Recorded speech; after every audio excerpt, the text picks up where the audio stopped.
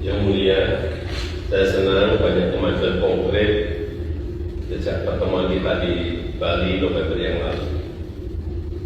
尊敬的习近平主席，我很高兴，自从我们去年11月份在巴黎法会见之后，两国之间取得了很多实质性的进展。Saya ingin mengangkat 4 hal. Yang pertama berkaitan dengan investasi dan proyek strategis. Sedang di Cina, ketemu Xi Jinping, tampak sebagai saudara tuanya, tetapi juga yang gak kalah pentingnya adalah gelar pertemuan dengan para cukong Cina.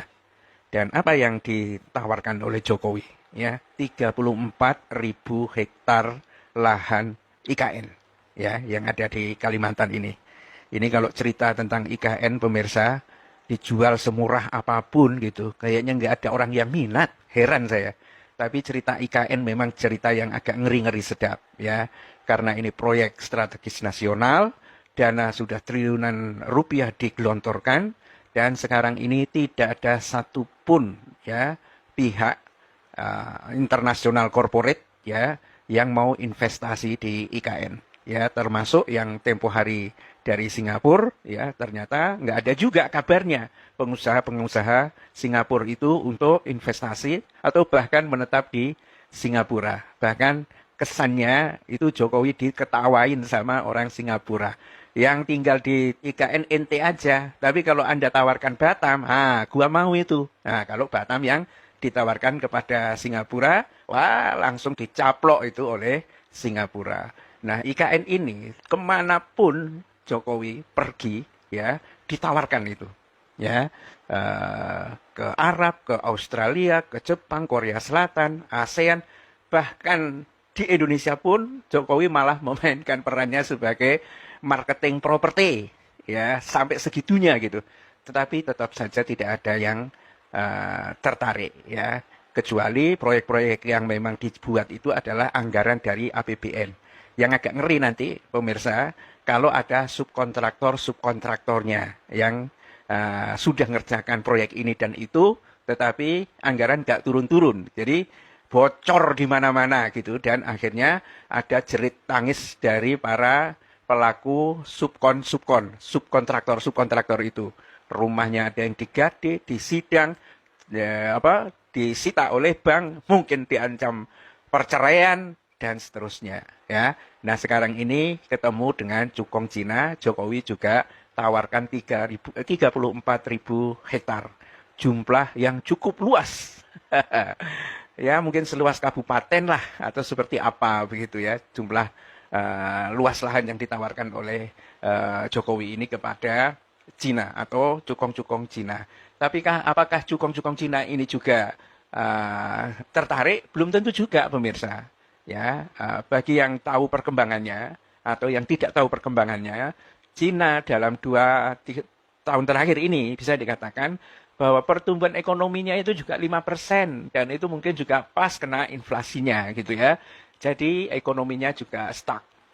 Ya, Short Morning Post memberikan satu analisis bahwa ini yang terburuk datang dari yang buruk, katanya, tentang pertumbuhan Cina. Lagi persoalan politik yang ada di internal Cina ini juga memusingkan, karena menteri luar negerinya yang masih muda, 57 tahun apa gimana begitu kan, ya, menghilang, dipecat dari menteri luar negeri dan sekarang menghilang, pemirsa. Dan itu sebetulnya adalah calon yang bisa menjembatani ke disparitas, ya, kesenjangan atau gap antara Cina dengan Barat atau Cina dengan Eropa, ya, ginggang, ya. Dan digantikan lagi oleh Wang Yi yang sangat senior, ya, 67 tahun, ya, yang dikatakan sebagai diplomat serdadu serigala, gitu, ya, ganas gitu, ya, reaksinya terhadap Barat dan Eropa itu. Nah, sementara cengkraman Xi Jinping terhadap Cina itu sendiri hari-hari ini juga dianalisis oleh Al Jazeera mulai melemah, ya. Jadi kalau Jokowi ini menawarkan, mungkin kita kecewa banget, ya, dengan Jokowi, ya. Tetapi sekali lagi bahwa sekarang ini pun Cina untuk bisa memulihkan orang investasi dalam negeri, ini juga sempoyongan gitu, ya. Sempoyongan mereka. ya properti juga harganya anjlok, tanda bahwa pertumbuhan itu sedang mosak masik, nggak jelas ya situasi yang terjadi di Cina. Kalau dikasih gratis mungkin mau ya, tapi kalau suruh investasi di IKN ya keluar modal dan itu jangka panjang, oh saya tidak yakin bahwa Cina juga akan siap dengan seperti itu. Situasinya tidak sedang baik-baik saja karena Cina juga dianggap merupakan ancaman yang paling signifikan dan sekarang mulai dijauhi oleh international corporate baik dari Amerika maupun dari Eropa itu. Tetapi mungkin ya nggak tahu bagaimana bacaan peta politik ekonominya dari istana, dari rejim Jokowi ini terhadap situasi Cina. Tetapi yang jelas ini ya situasinya tidak sedang baik-baik saja.